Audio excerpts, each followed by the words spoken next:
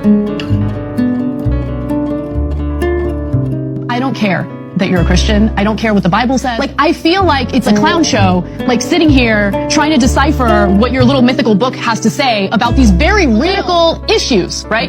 I don't care if you're Christian. In fact, I will fight you to have your religious liberty and practice your Christianity. I believe in that.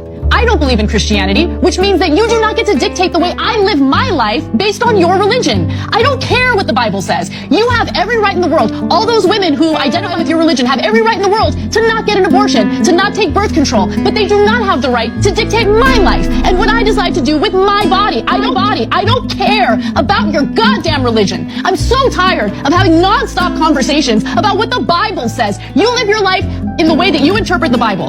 Again, I don't care. I don't care. I don't believe in it. And I have the right, based on our Constitution, to not believe in it.